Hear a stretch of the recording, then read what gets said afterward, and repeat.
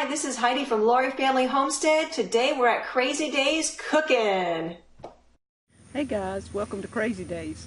I've been asked to be a part of a recipe collab with Lourie Family Homestead.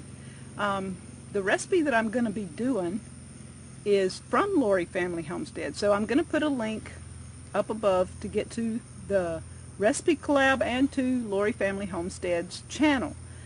But my recipe calls for okra, corn, and tomatoes.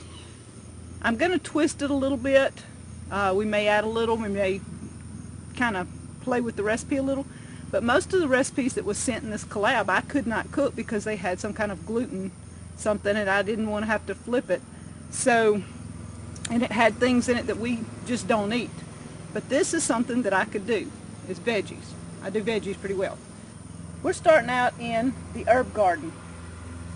First off, we've got to have the herbs for my recipe. And the herb that it calls for is oregano.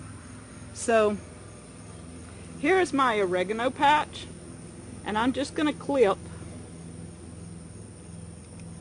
a few of these and take them in because we don't need much. It's not going to call for very much oregano. That should be enough, just a couple of 3 little leaves. That should be all I need. Okay, let's see if there's something else. The herb garden is full of herbs. The one thing that I would like, since it has tomatoes, and the recipe did not call for it, you see my purple basil? We're going to take a couple of these leaves and add to it. 2 should be enough for this recipe. Okay guys, we have some of our sweet corn that I've laid out. I'm going to use some of it. I have bell peppers and onions that we have cut up and frozen. I have them right here. We're going to be using that. This is a combination of fresh and frozen okra from this morning and yesterday, so I'm just letting it thaw out. I'm letting all this thaw out. We have 1 jar, and let me show you this for all of you that don't know.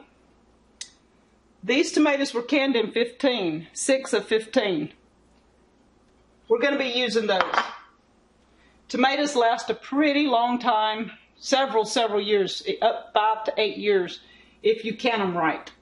These are 2 years old. We have used some that's been 3 and 4 years old or 5 years old, but we're down to some that are just only a couple of years old. Here, get this where you can see it.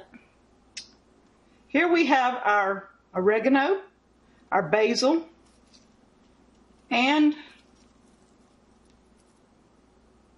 garlic. I'm adding garlic in, so oregano, basil, and garlic to this recipe. We'll also add a little salt and pepper and see how it tastes. It calls for cooking it and adding it over rice. You could add it over cornbread or quinoa. We'll probably have a combination of cornbread and quinoa for supper. We're going to start our meal for tonight. We'll turn it on a high heat for a few minutes. I'm adding olive oil. Just a couple of spoons of extra virgin olive oil, EVOO, if you watch Rachel Ray. We're going to add our onions and bell peppers, and we're going to cook those for a few minutes. While it gets hot, we're going to use my little spoon that Danny made me. This spoon was a regular spoon. It was cracked up here. He just reshaped it. Isn't that pretty awesome? I told him he couldn't throw it away because it had a good handle and the base of it was good. So he just made me a new spoon. And we're going to let this get hot and cook these about 2 minutes. Okay, we've got this going. In the back here, I have half a cup of water, and I'm adding a touch of salt, and I'm going to be cooking my quinoa while I'm doing this. All it is, half a cup of water, half a cup of quinoa. Cook it until the water absorbs.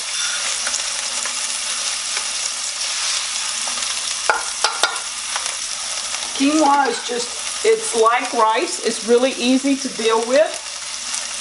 Takes really no time to cook. And it's excellent to add in with dishes like this.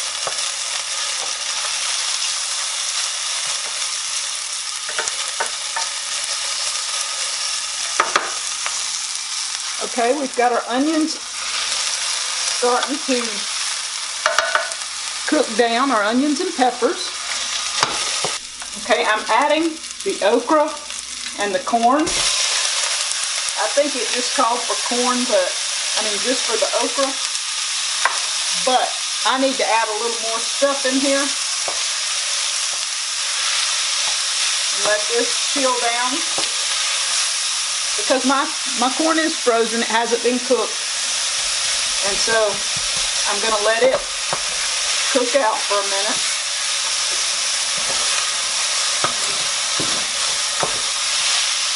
I added a little water so the brown stuff will come off the bottom and start cooking the okra and the corn.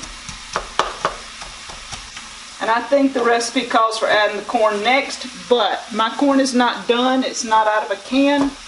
This was simply out of the field, so I have to cook it a little bit now. At this point, I'm going to add my seasonings, my oregano and basil and garlic. Okay, it's kind of melting down a little. And if you don't like okra, you're not going to like this, but I love okra, so not a biggie. Okay, we're adding, let's add a little salt and pepper before I forget. Stir our quinoa a little.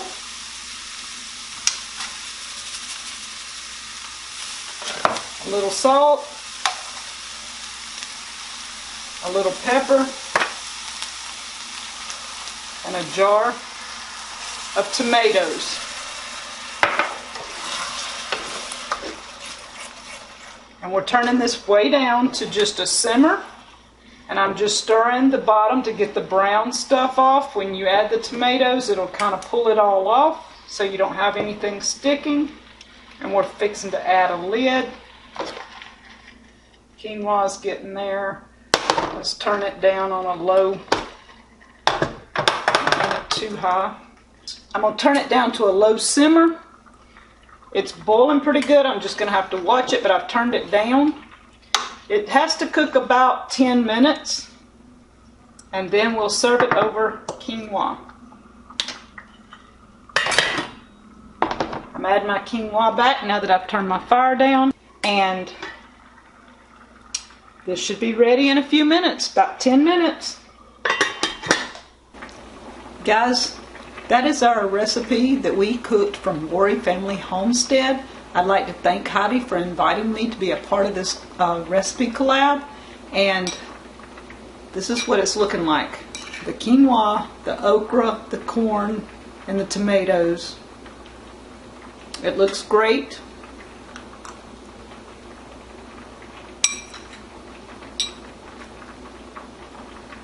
Tastes great.